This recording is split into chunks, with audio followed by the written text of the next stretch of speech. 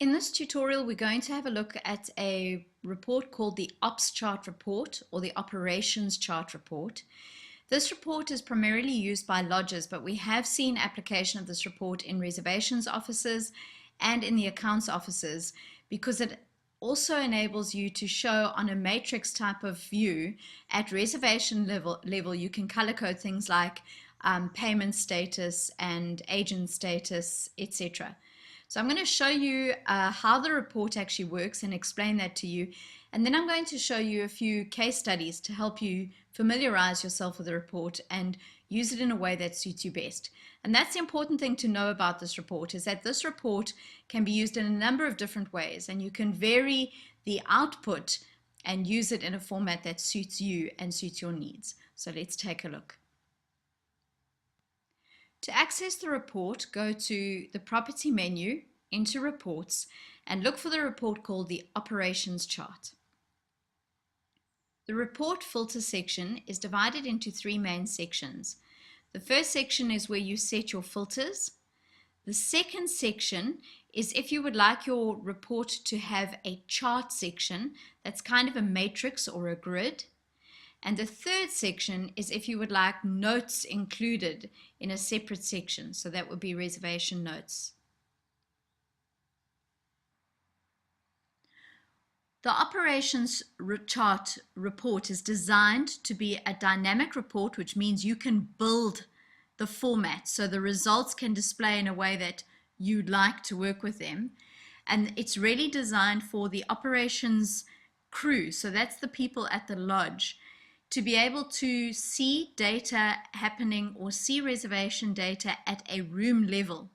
So it's designed so that you can see either PAX numbers at a room level, or perhaps you want to see nationality at a room level so you can allocate guides. Perhaps you want to see the rate payment status, or perhaps you just want to see the total number of bookings that are departing your lodge.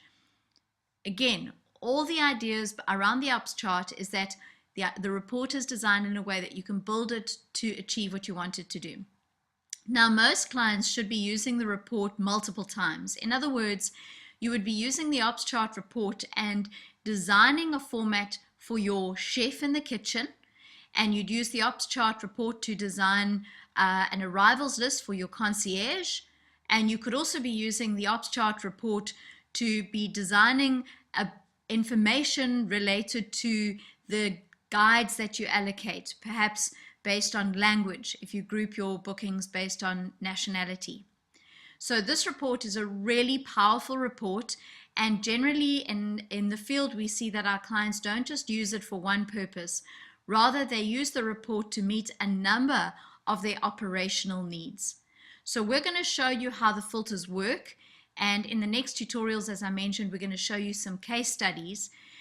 But it is a good idea that you often take your data and you take your requirements, and then you figure out how you use the report to build it so that it exports the data or shows the data in a way that's meaningful to you.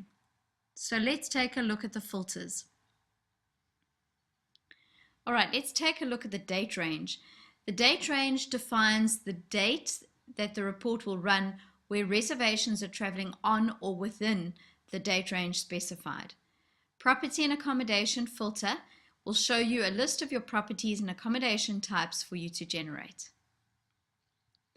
The status filter is slightly different to most reports. The status filter here will only really work with any stock holding bookings. So you'll notice there's only three statuses: allocations, confirmed, and provisional bookings. Just a point to note about provisional bookings. Only provisional bookings that are valid are included in this report, except if a provisional booking which has expired is already allocated to a room. Now, in order for it to be allocated to a room, it means that the user has consciously linked a room to the booking, but hasn't proactively converted that provisional into a confirmed booking, and the expiry date has now passed. So just to run through that again, provisional bookings that have expired will be included in this report if a room has been allocated by a user to the booking. If a room is not allocated to a provisional booking that has expired, then that booking will not be included on this report. Category or extra filter, that's for clients or for purposes of the report where you want to actually include extras. And you might only want to include extras, for example, that are travel-based extras. Let's say you're preparing the report for your concierge or your guys that are picking up people from the airstrip, then you would filter it based on category for only your travel arrival or travel departure, depending on the nature of your report. If you would prefer, you can use the extras filter. The difference is that the extras filter allows you to choose at extras level. So let's just have a look at that. Category shows you the actual categories available. There we go. You can see all the categories listed there. The difference is that the extras filter will show you the individual extras available. So in the example you have here, you can scroll across to your different categories. And then obviously within those categories, you have different extras that you can obviously select to include or exclude from the report.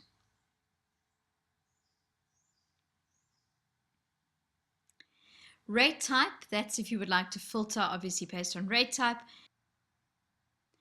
Optional requests are special requests or optional services that can be linked to the itinerary item.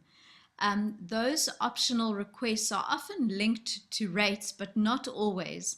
Some of our customers use it for things like tracking meal plans, and some of our customers use it for things like tracking room configurations, such as twin or double, if they're not splitting that information on their availability chart.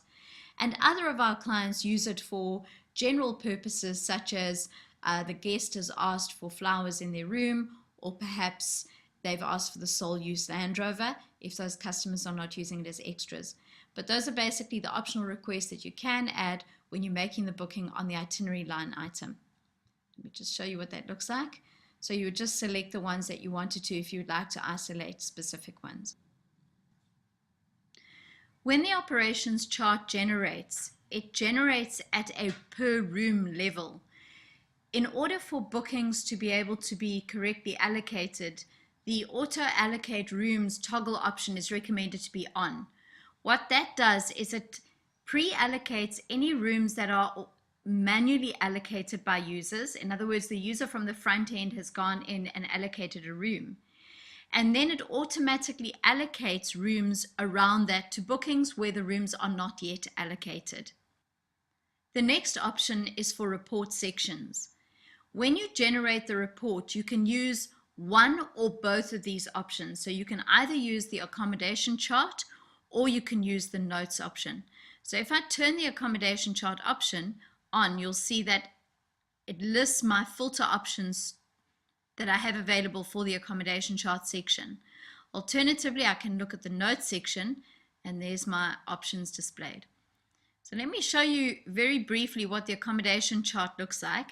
I'm just going to select some basics. I've selected a reservation name and reservation number. I'm going to filter the property and accommodation just for Mara River Lodge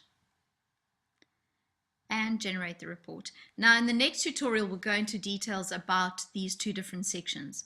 But just for this report you'll see that it then generates my matrix or chart section, because that's the area I've selected to show.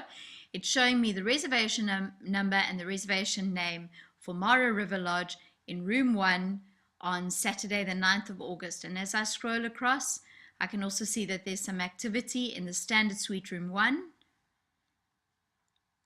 on Saturday and on Sunday, and then standard room suite 2, standard suite room 2, room 3, and room 4, there's activity going on. If I use the notes section, let's go there, I can select again, I'll just use the basics and we'll go into more detail about what's available in the next demo, in the next tutorial. So once I've selected my options, I've selected the itinerary summary and the note summary for the same date range. I generate the report.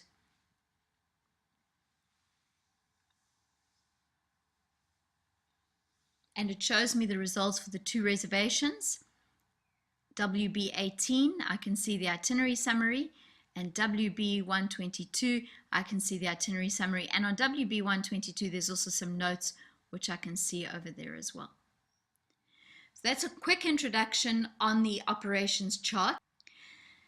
Our next tutorial on the operations chart will take you into a more detailed look at the accommodation chart section of the report and the notes section and the options available.